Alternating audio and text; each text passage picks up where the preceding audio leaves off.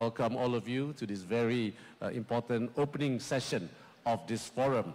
As mentioned, this topic is something that has been very much on everyone's mind lately. We're here to discuss the intelligent grid, building bridges through sovereign AI collaboration. This is a weighty topic and requires the most distinguished panelists, and we are therefore most fortunate to have our conversations today informed as well as guided by some of the most influential voices, none of whom needs much way in terms of introduction. Of course, we have Yang Berhormat Dato' Sri Anwar Ibrahim, Prime Minister of Malaysia, whose name's acronym is interestingly ANI. So we also have His Excellency Pham Minh Chinh, Prime Minister of the Socialist Republic of Vietnam, and Mr. Peng Chau, Group Chief Executive Officer of G42. So gentlemen, thank you for taking the time off your very busy schedule to share your insights with us. So as we all know, artificial intelligence is no longer just a technological tool, rather it has arguably become the next generation of enabler in terms of competitiveness, national resilience, as well as geopolitical influence. In many ways, AI has already disrupted how we work, search, or even present information. Last night, we have seen how they even, choreograph music. So even when we look at how we live and how we interact and entertain among ourselves. So, and I will imagine that sometime in the future, the success of individuals, companies, and nations could be measured by how effectively they deploy and use AI. Still, there's no shortage of voices who will warn us about the challenges and dangers of this last game changer. So we cannot, for example, easily dismiss the possibility of AI aggravating increased polarization, racism, and propensity for war. But in a world often framed by binary rivalries, so this session is choosing to take an alternative path. What we hope to explore today is how middle powers, like those in ASEAN and the Gulf, can shape a new model of sovereign AI collaboration, one that respects sovereign interests while promoting shared development, mutual trust, and inclusive progress. So again, we are lucky to have a very distinguished panelists today. We have two leaders and a global corporate captain to deliberate these questions before us. So with that, let's dive in, and allow me to begin by inviting Yang Berhormat Prime Minister Dato' Sri Anwar Ibrahim to share his views on how regional partnerships in AI can secure digital sovereignty for developing nations without being concerned by global tech rivalries. Thank you, Prime Minister Pham Minh Chinh, Peng. That is the expert actually, but then you see there's a paradigm shift now. Because AI is so penetrative, so compelling, that it covers the whole spectrum of governance and daily life, that we leaders have no choice but to try and grasp this new technology. Now, second issue which relates to the issue of governance is sovereignty. Governments are there to protect sovereignty. But then the word sovereignty actually predates new technology. It has to be reviewed, repurposed to protect the security, yes, of the nation, but at the same time to allow for this new space to accord companies and operations in the cloud within the sovereign area, but still totally independent of national laws, excepting for protecting borders and security. So that's why I believe that we in Malaysia, for example, have accepted this. We'll have to introduce new legislation to accept the fact that sovereignty must be viewed so as to be seen to be able to transform that technology and allow AI to operate independently without having to subject itself to the laws of the country, which means like what we have given to the embassies in the old system. So I think we are safe at that.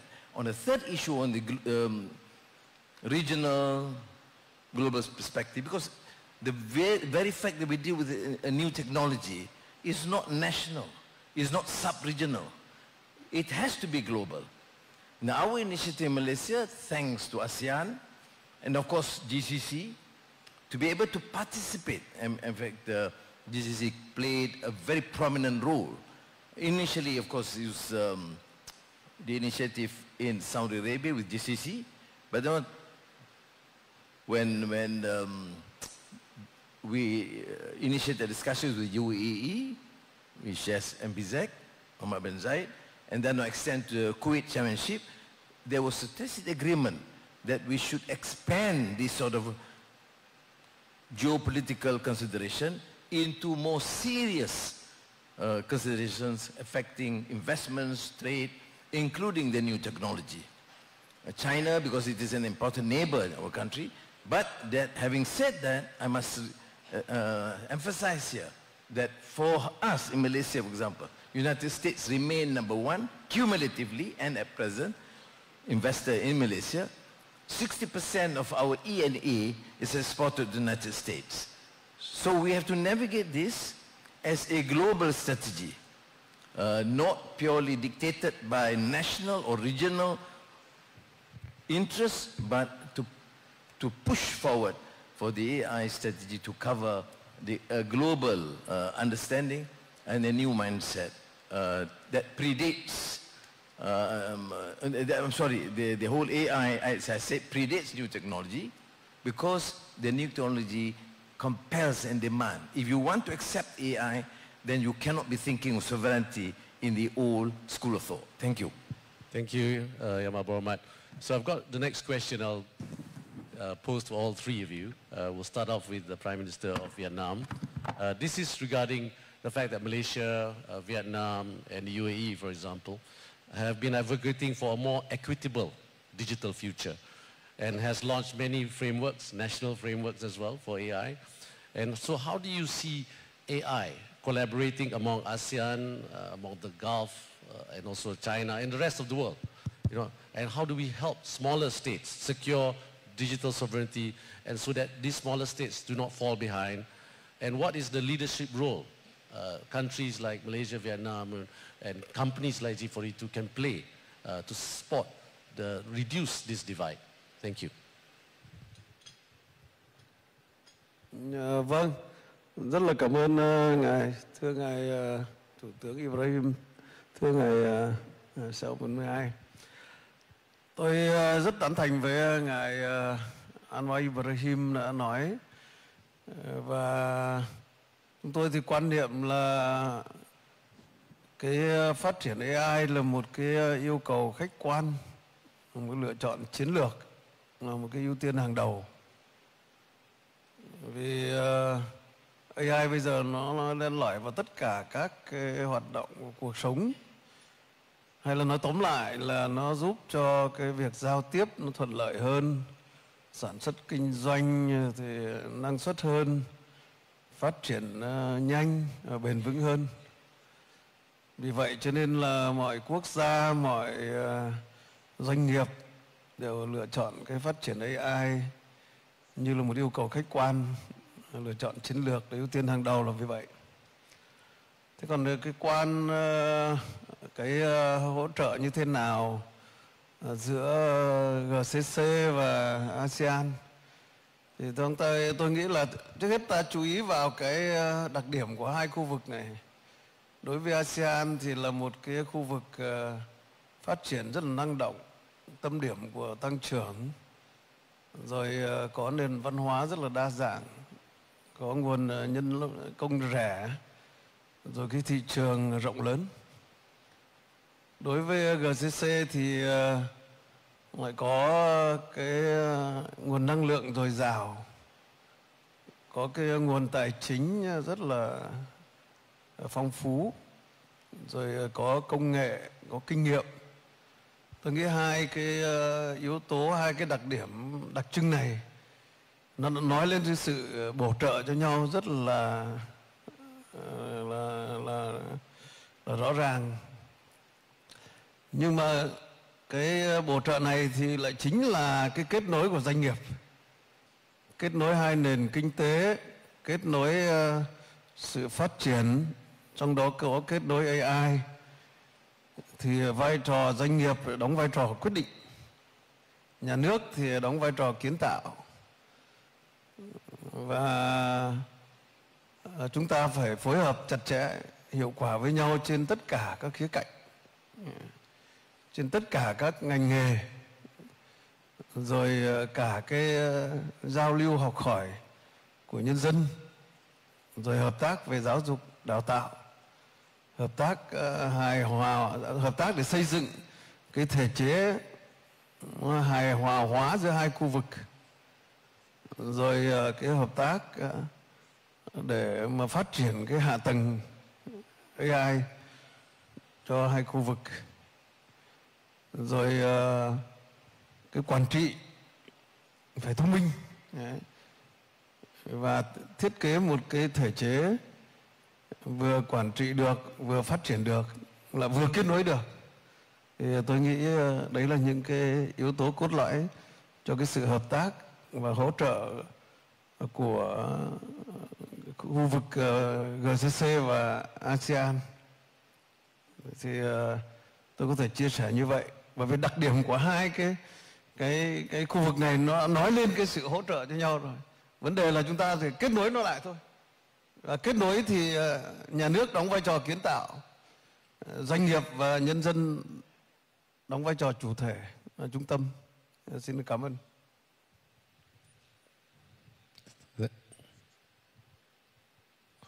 Thank you, Your Excellency. Peng, what's your view? Thank you. Good morning.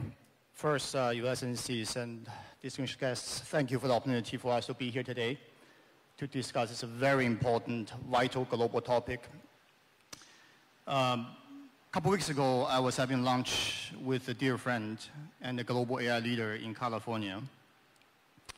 He said, Peng, I heard you're going to this Asian conference. You'll be meeting our mutual friend, Prime Minister Anwar.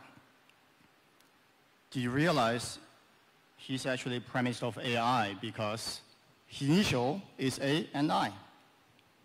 And that dear friend is Mr. Jensen Huang of NVIDIA, who's a dear friend to the country here as well.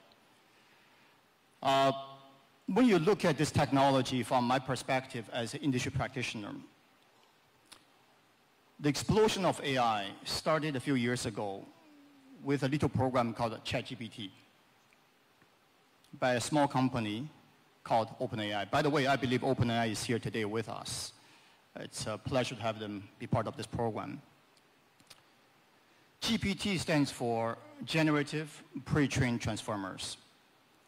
But there's a better definition for GDP, in my opinion. That is general purpose technology. What's another general purpose technology? Electricity.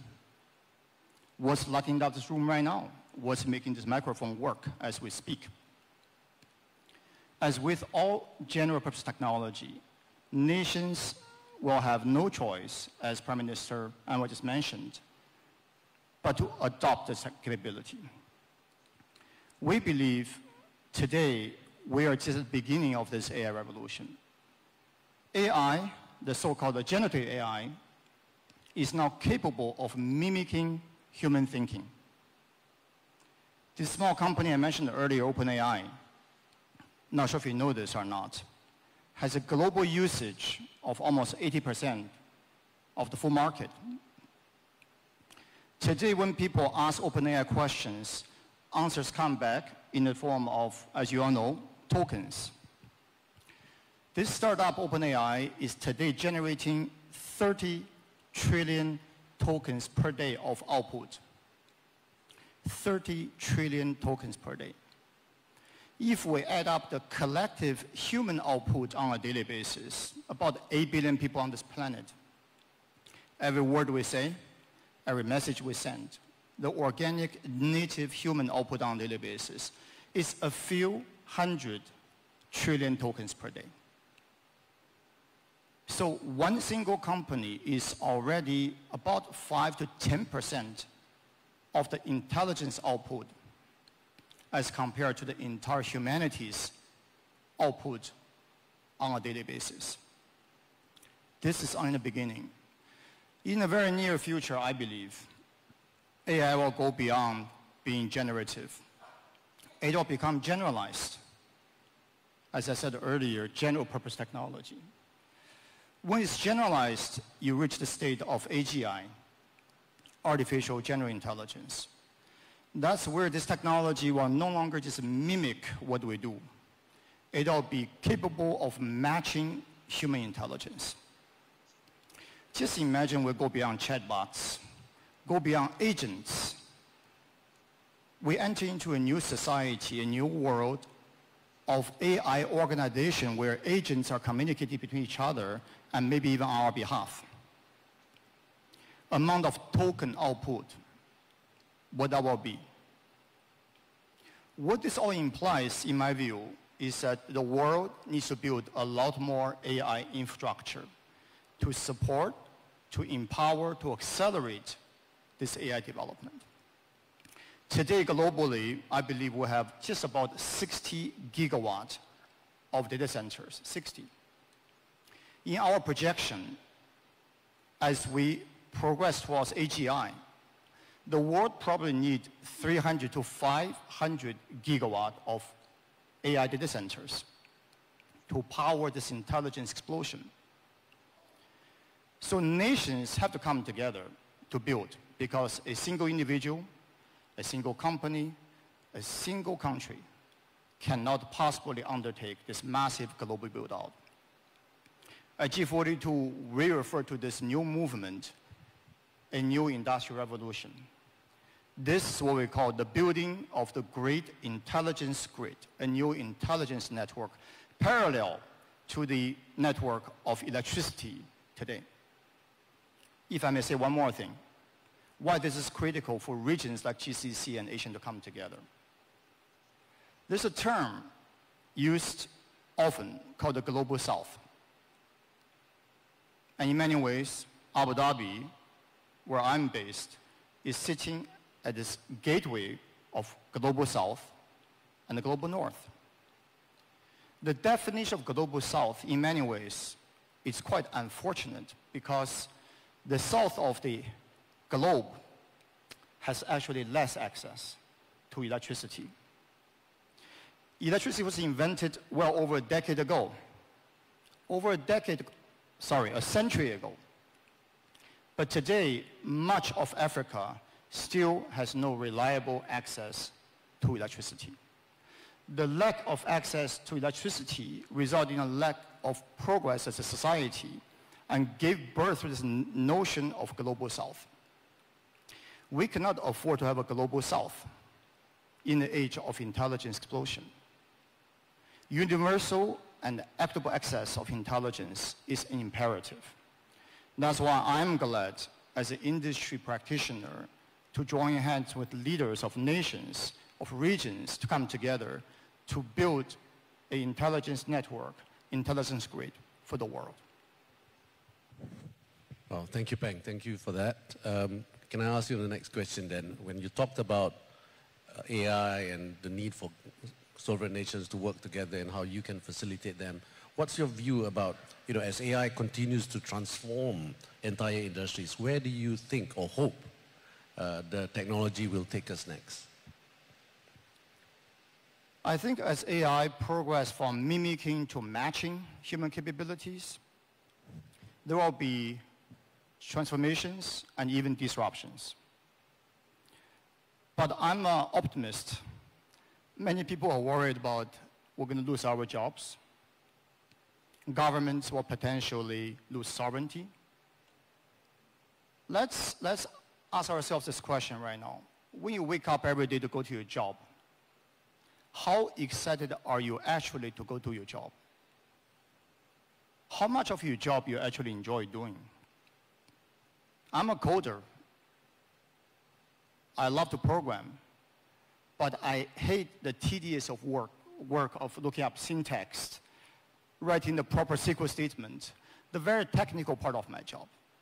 Now, as a developer, if AI can help me to write machine code better, it's unnatural for humans to write machine code. If they can take that part of my job, so I can think more creatively about what else I can do, bring more meaning into my work, I'll be a happier person. I think when you take this particular job category of developers into the categories of doctors, lawyers, accountants across all societies.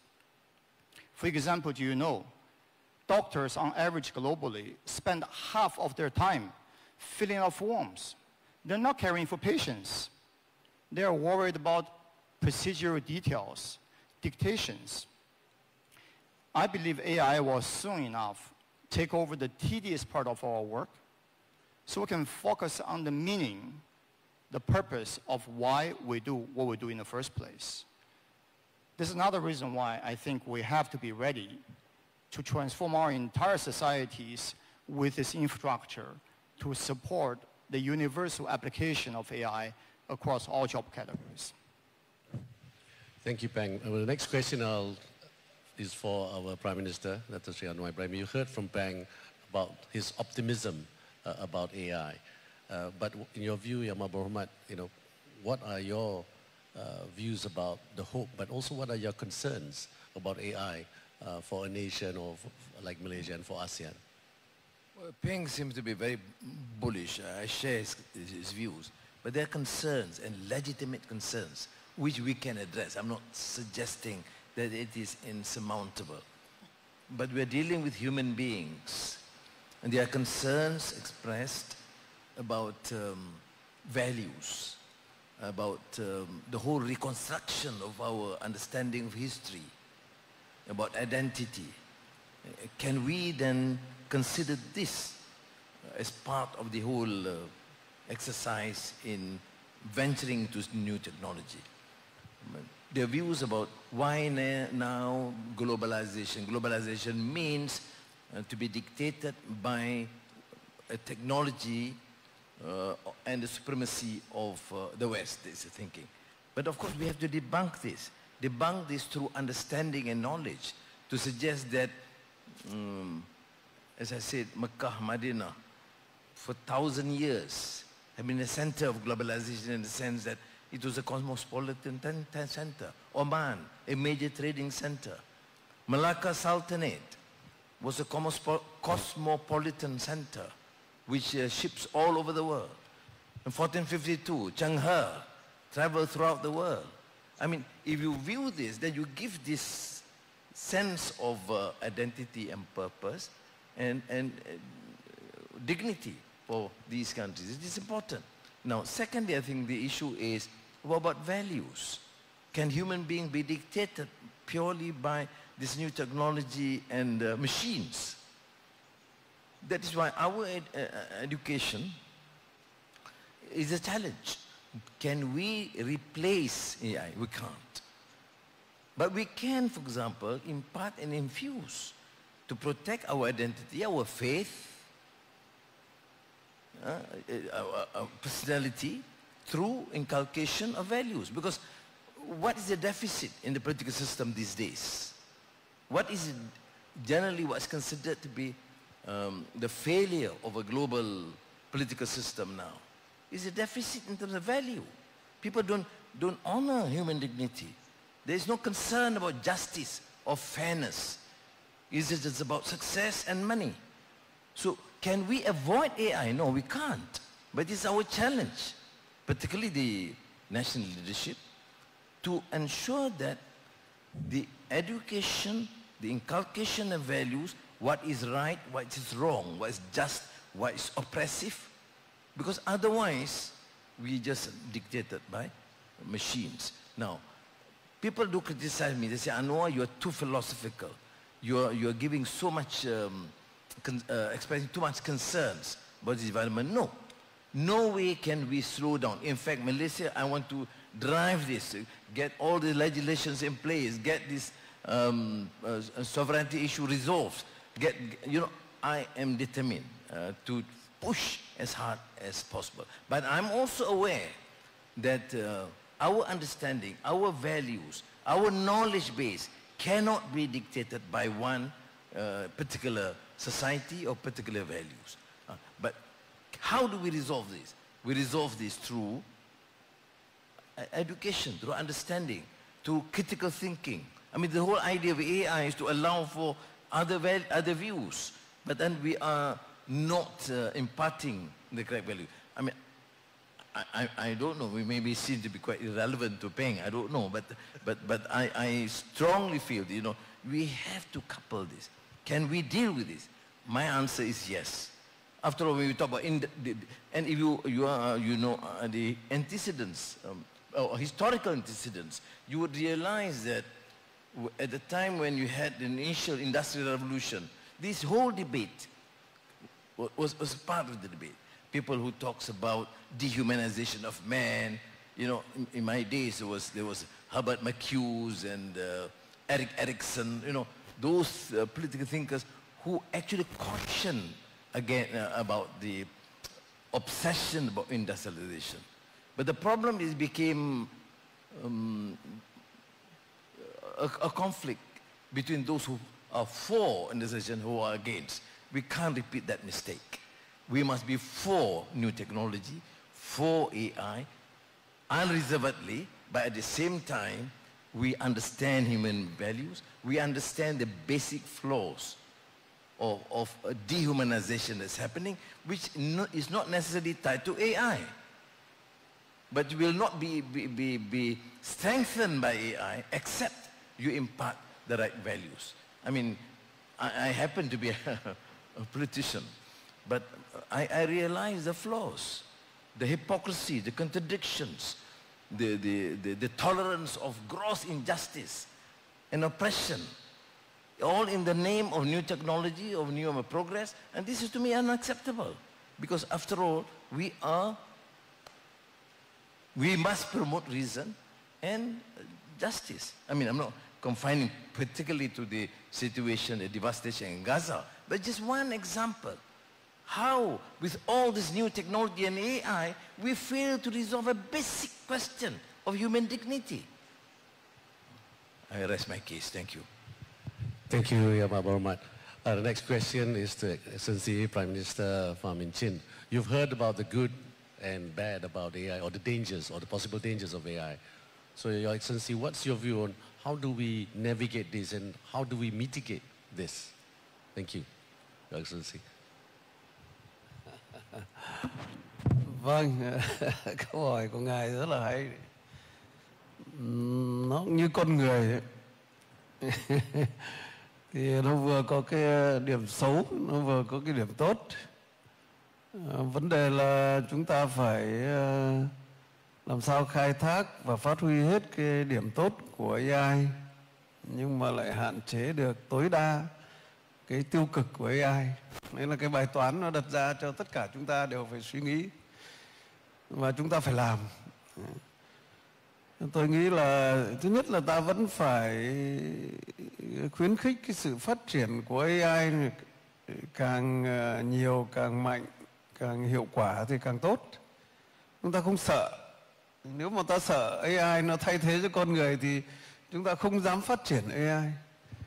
Vì vậy cho nên tôi nghĩ là trước hết là chúng ta cứ phải thúc đẩy cái phát triển AI này càng ngày càng mạnh mẽ hơn, càng ngày càng tích cực hơn, và càng ngày càng thấy là chúng ta không thể thiếu được khi chúng ta phát triển mà không có AI.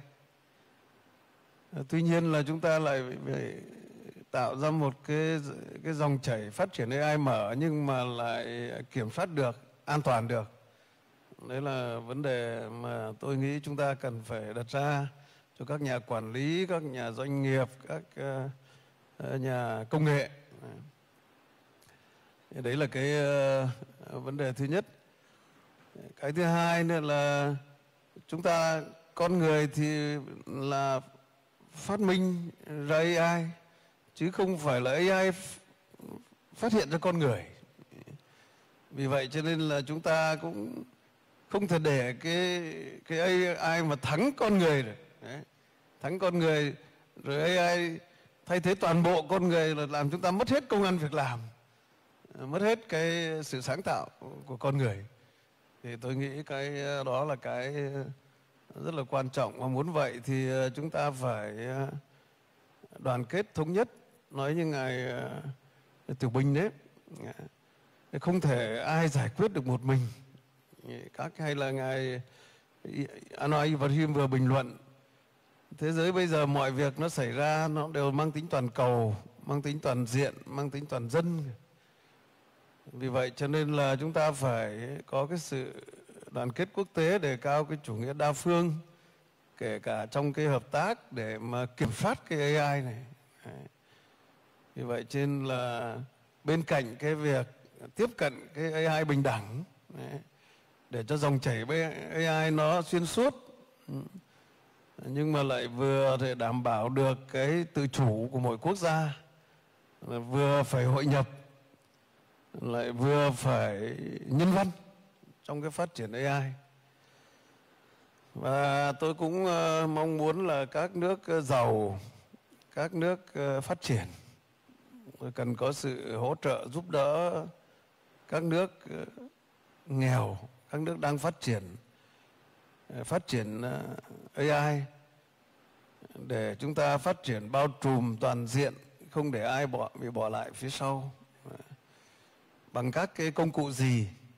Một là cùng nhau xây dựng một cái cơ chế chính sách, cái thể chế nó hài hòa, nó khuyến khích sự phát triển và nó kiểm soát được những cái mặt tiêu cực. Đề thứ hai là chúng ta phải phát triển hạ tầng chiến lược phục vụ cho AI, như là cơ sở dữ liệu, như là điện, như ngài Tiểu Bình đã nêu, rồi các cái hạ tầng cần thiết khác cho sự phát triển AI này. Cái thứ ba là không thể thiếu được là một cái nguồn nhân lực chất lượng cao, phù hợp và hoạt động có đạo đức, có nhân văn. Cái thứ ba là cái nguồn lực tài chính ưu đãi cho các nước từ nước giàu, cho các nước nghèo, các nước chậm phát triển. Và cái thứ tư là phải có cái sự chuyển giao công nghệ. Hiện nay thì tôi thấy cái chuyển giao công nghệ này nó chưa được công bằng lắm. Các nước có công nghệ cao thì vẫn muốn giữ cho mình. Ngay thành chúng tôi cũng đang bị cấm vận về công nghệ. Thì mình tự chủ thì phải phát triển thôi. Nếu mà được chuyển giao thì phát triển nhanh hơn. Còn nếu không được chuyển giao thì vẫn phải phát triển, vẫn phải tự mình mày mò, và vẫn phải càng áp lực thì càng phải tạo cái động lực để mà phát triển. Đấy, còn cái nữa là cái về quản trị thì phải thông minh, phải thiết lập một cái hệ thống quản trị làm sao cho nó thực sự là văn minh và nó thông minh. Trong cái bối cảnh hiện nay thì phải có một cái hệ thống pháp lý, một cái hệ quy chuẩn. Đấy. Và làm sao cho cái thiết kế, làm sao cho cái sự hỗ trợ phối hợp lẫn nhau càng ngày càng chặt chẽ, càng ngày càng hiệu quả hơn. Thì nói tóm lại là song song cái việc thúc đẩy phát triển AI, khai thác những cái mặt tích cực phục vụ cho giao tiếp, cho sản xuất, cho kinh doanh, cho phát triển nói chung, thì chúng ta phải tìm mọi cách để chúng ta kiểm soát và an toàn, văn minh, nhân văn, với một cái tinh thần là phải có cái hạ tầng thông suốt, hiện đại, và có cái quản trị thông minh, và có cái thể chế thông thoáng, thúc đẩy phát triển và kiểm soát được. Thì tôi có thể chia sẻ như vậy. Thưa Ngài, cảm ơn. Thank you very much, Your Excellency Prime Minister. I'm afraid we have time for one last question. And Yamal Bromat, can you be the one to answer this one last question? This is a very difficult one. So for Malaysia, and you heard about what our other fellow distinguished panelists have said. What do Malaysia need to do then to both compete in the global marketplace and then continue to prosper when it comes to new technology like AI? So what do we need to do? Zafro, I've said that we will do whatever is necessary, and Peng, you advise us what else we need to do. Peng, go ahead. What do you need to, can you advise the two prime ministers, what do we need to do to prosper and compete? In my humble opinion, I think this AI revolution that is already upon us represents a great opportunity for nations like Vietnam and Malaysia to reposition itself in the global supply chain, in the global intelligence value chain.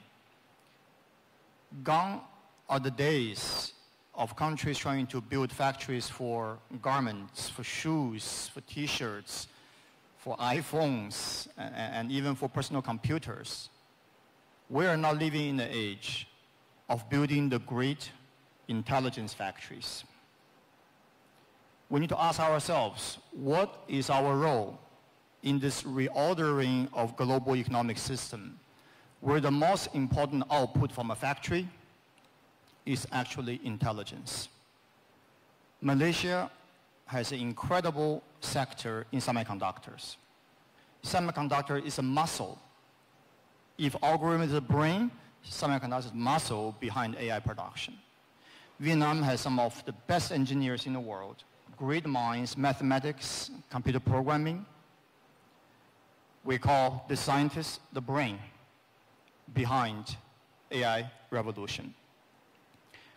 As we join hands together, for example, between GCC and Asean, to build equitable, universal AI infrastructure for the world, every country needs to find its own role in this repositioning of global supply chain, from semiconductor, skilled workers, all the way to electricity, distribution, connectivity, undersea cables, you name it.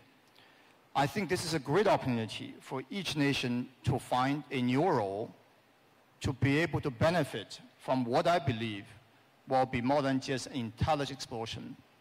It'll be a prosperity explosion. As my distinguished guests here, colleagues have pointed out, nations who are thinking far ahead to embrace, to adopt, and to actually learn from this ongoing technology development will ultimately be the leaders. Thank you. Thank you, Peng. Well, as we have heard from the very distinguished panelists here, building a truly collaborative AI future will take more than just technology, right? And it requires leadership, it requires long-term investments, and above all, from what I hear today, it's about trust, right? I believe that our efforts at the ASEAN GCC China Summit is helping to pave the way, for this, for ASEAN, for GCC, and for China, for all the region, and of course, for globally as well. So on that note, gentlemen, Your Excellencies. Before that, just because many of our friends from GCC are here and also ASEAN, many also from China. Let me put this point. This is our first real experience in engagement, a serious, substantive engagement between Malaysia and ASEAN with the GCC. Many of our colleagues in ASEAN, of course, they have met, but not entered into very serious, as I said, substantive negotiations on key issues about governance, international issues, and the new technology, including AI, digital transformation, the new energy, alternative energy. But I must say, it was not easy. 2 days of hard work, of intensive, tiring discussions, But you'll be surprised to know that GCC and ASEAN could finally enter onto a common understanding on key issues. And to me, it's a beginning, because when you have leaders having that sort of a mindset, promoting new technology and change, and it could not have happened because if we do not have this basic trust with one another. And with ASEAN, I can understand because we meet all the time. But for ASEAN and GCC to then agree on these fundamental issues, and that was the reason why China was persuaded to then follow through.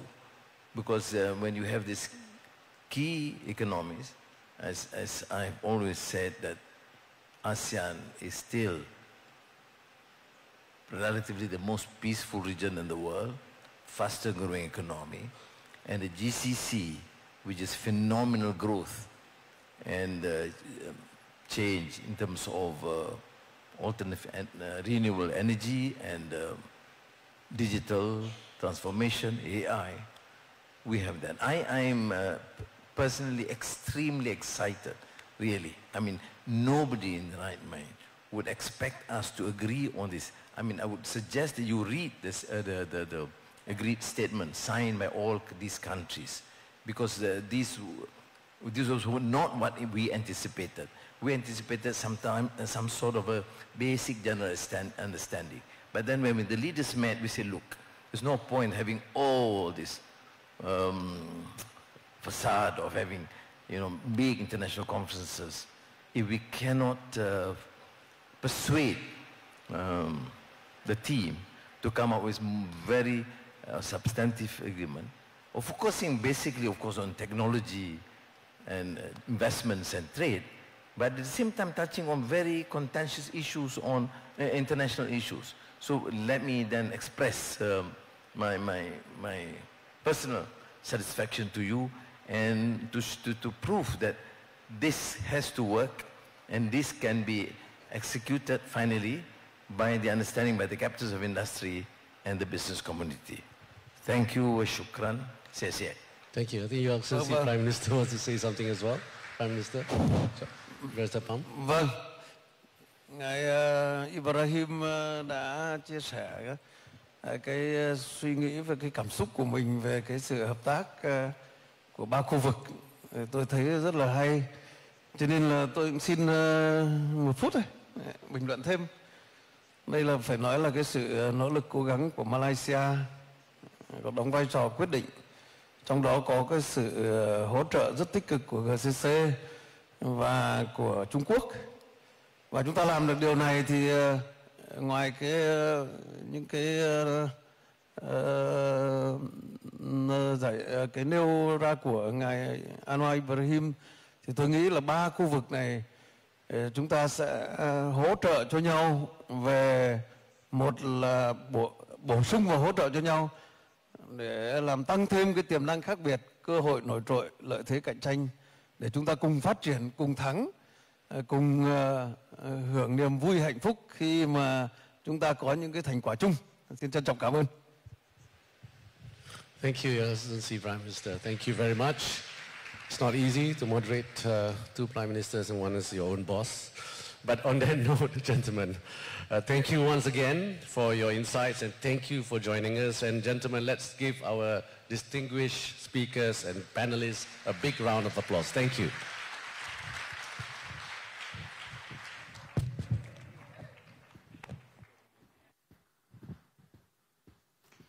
Thank you again to Peng Xiao, the Honourable Prime Minister Pham Minh Chinh, the Honourable Prime Minister Anwar Ibrahim, and His Excellency Datuk Seri Utama Tengku Zafrul Abdul Aziz for starting us off at today's forum. Thank you, gentlemen.